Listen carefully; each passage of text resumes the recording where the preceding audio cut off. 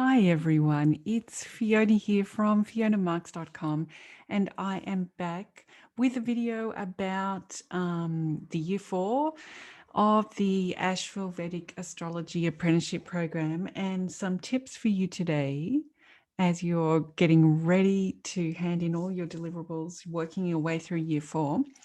Some tips for the video and maybe things that I learned along the way that could be helpful. So let's get started. Let's go see the slide. So as you know, for each of the 3 due dates, there is a 60-minute video to hand in. And this is a great opportunity to explore a topic in Vedic astrology that is of interest to you. It's a great opportunity to raise your profile, create your profile, dip your toes in the water of becoming an astrologer and contributing your own thoughts and research to the community and connecting with your client base. So there's lots and lots of opportunities in this deliverable. But at the same time, it can be a little daunting because 60 minutes is rather a long time to speak. And for many of us, we have public roles already in our profession, and being on YouTube talking about astrology is maybe not what we thought we were going to do with our lives. So let's look at some of the things that maybe can make this a little easier. My number one practical tip is go out and get a microphone. I think Ryan said this to me the first time that I recorded videos with him, and I didn't really understand how important it was. And for all of my year 4 videos, I just used my headset. But now that I record videos all the time, I can really sense the difference in using a professional microphone. So all you need to do is go online now and search, top 10 best reviewed podcast microphones or something to that extent, and then go online or to your local music store and grab a microphone, because I would say every single one of us year 4s in the first year, each of us got the feedback from Ryan that our audio was not audible. It was not loud enough. It was not clear enough. And it's really important when you're trying to communicate with people that they could hear you. So it's transformed my experience of recording videos. So I would highly recommend it. In fact, at the time when I bought my microphone, I bought video editing software and I bought my microphone. And really, I just use the microphone because it records so well every time that I don't need to worry about editing it together anymore. So go have a look for a microphone because your audio is really important. Another thing that you want to think about is your own self-image, the video of your face, whether you want that on YouTube or not. It's not an essential part of the assessment that your face is visible. And for those who already have profiles or professional profiles in other industries, you may not want your image right now to be on YouTube. So think about how you feel about that. For all of my 3 videos, I think actually in the last one I recorded a little intro of myself speaking, videoing my face as I was speaking. But for the rest of all of the videos, all of the content, I just recorded audio. And that's where my other practical tip would be, is to think about the visual aids that you want to use in creating your video, because not everybody can follow audio information just listening to someone present. So think about using some tools to help you transmit your message. And it also takes the pressure off you having to remember everything and having to present everything and also having to have your face on screen all the time. So I use PowerPoint. I still use it today, as you can see right here. Think about how you can communicate your video through visual aids as well. And in terms of topics for your videos, I would really think about, what it is that you're interested in, because it's always easier to speak about something if you're interested in it. And especially as the video needs to be 60 minutes, you want to be pretty interested in the topic you're going to be talking about. If you are studying something now, to go with your Vedic astrology, or you've gone back, we've gone through that 3 years, 9 semesters of really interesting content. And maybe right now you've gone back and you're looking at Rashi aspects, or you're looking at Lajatatiya Vashtas, or you're looking at yogas. Maybe there was something of interest that you've gotten your revision and you're back into. So if you're learning or studying it now, why not make a video about that and share that content with everybody? And you could also think about what you want to be known for, because Ryan has a much larger audience than you probably will with your own YouTube channel at the beginning. So there's a lot more people are going to see this video than all the other videos that you make on your channel for now. So this will be a little bit what you become associated with. And I certainly found my first video was about Rahu and Ketu. And I did that. I had no idea what to do my video on. But when I wrote my Rahu Ketu essay at the end of year 2, I put in a little, part of the essay was a theory that I had, or an observation that I made. And in my feedback, Ryan said, this would be really great to explore. So when I was looking for a topic, I was like, great, that's what I'm going to do that's what I'm going to do my video about, because Ryan said it was interesting. So I'm going to go there. But then what happened was definitely got bookings from people on Ryan's channel to just wanted to talk to me about Rahu and Ketu. So something to think about. Since my Rahu and Ketu video, I haven't particularly done a lot of Rahu and Ketu stuff, but I do think it is a popular topic. So it's something to keep in mind, although maybe you feel like YouTube is already awash with plenty of Rahu Ketu stuff. Because another option that you could go with is, what are you doing your paper on? Especially if you're doing it on a celebrity, but not even restricted to that. Is there something about the paper that you're writing that's really interesting? Maybe the Rahu Ketu in the paper, maybe the core yogas that are in that paper are really interesting. Maybe just the ascendant is interesting. So, or the Navamsha is really interesting, or one of the Vagas. And that's what Suzanne did in our year. She did her first paper on Marilyn Monroe, and she did her first video on the Navamsha of Marilyn Monroe. And that is just a brilliant way to manage your time, because you're already doing so much research for the paper that you might as well cash in on that research and record a video of interest. And I think people, love to hear about the Navamsha, and they love to hear about Rahu Ketu. So you've kind of got those straight off the bat. But like I say, like the ascendant or the core yogas, they could be really fascinating. So hopefully that gives you some ideas for topics.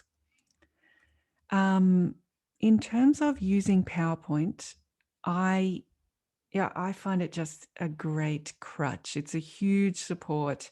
It helps me in so many ways, because it is a visual tool for those people who are on YouTube and are not great at picking up auditory information. And I'm personally one of those. Find it hard to follow only auditory information. I get lost. So I need these little, key things that are on the screen that keep my attention.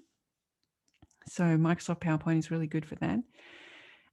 It also helps you structure your ideas, because if there's a risk, if you just talk straight to the microphone, press record, and away you go, there is that risk that you get off track, or you forget to talk about something, or then you have to go back and remember when we were talking about this, well, I forgot to mention this. So I find that putting together a PowerPoint helps me structure my ideas.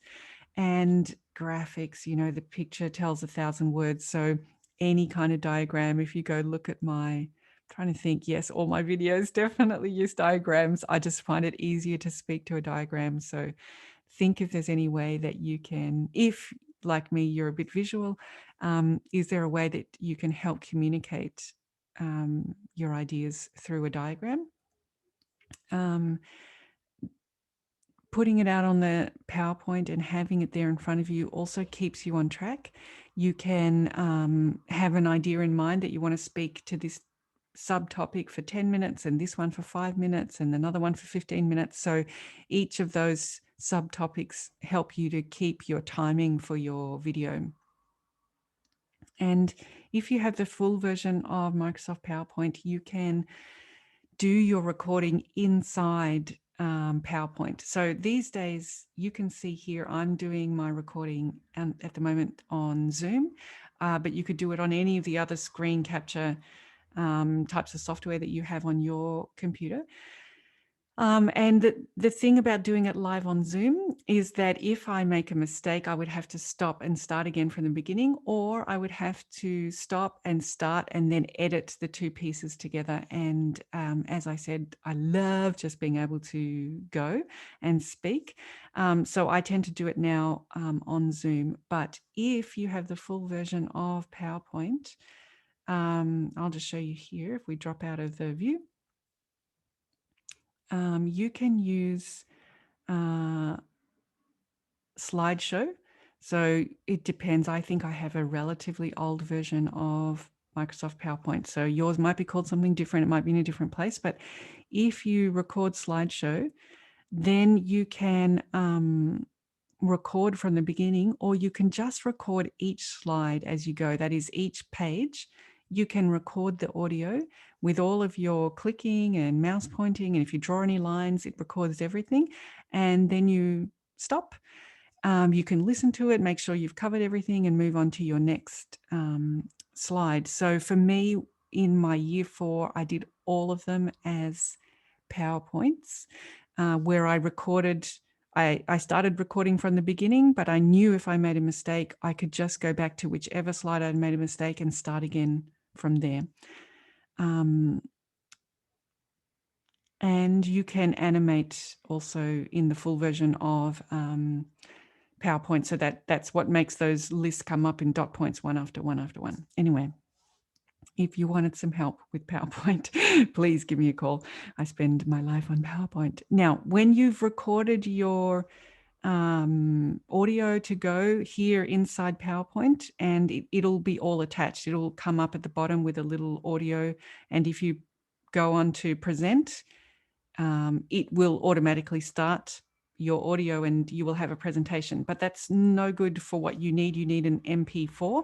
So when you save it on the save as,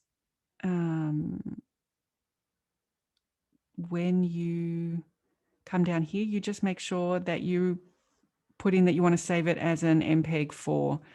And that takes a little while to convert, but at the end of that, you've got a video to hand in. So it depends on how you feel comfortable to record, but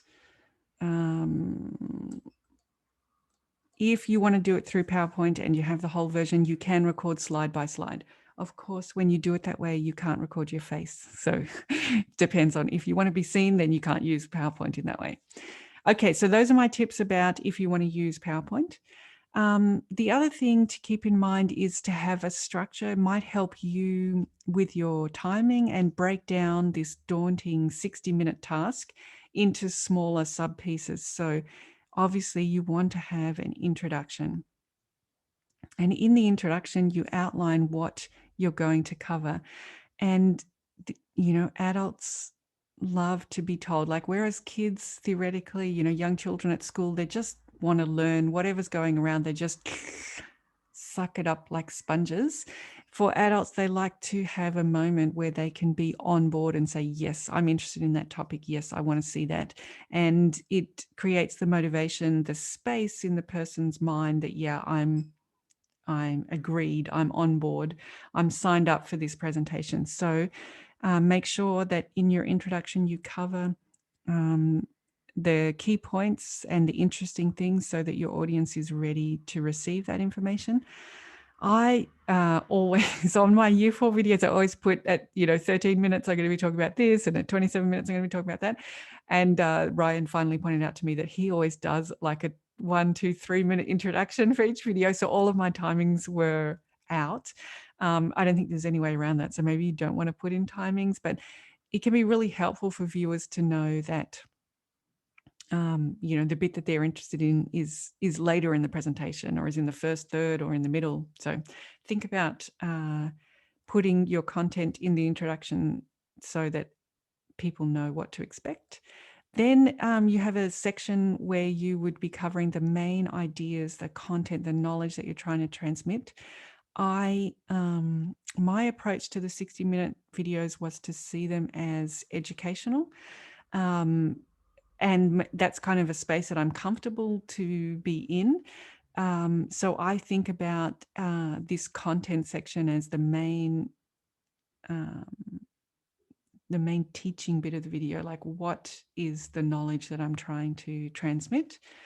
And then I like to have examples, if possible, because it kind of takes it from that theoretical into how to apply it. So that might be something that you would like to do if that applies to your topic, bringing it from the conceptual knowledge into the practical application.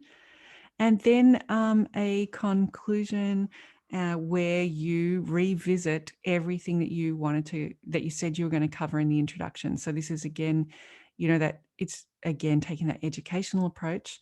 It's good reinforcement to go back now at the end and just integrate the main topics and what we covered in each of those.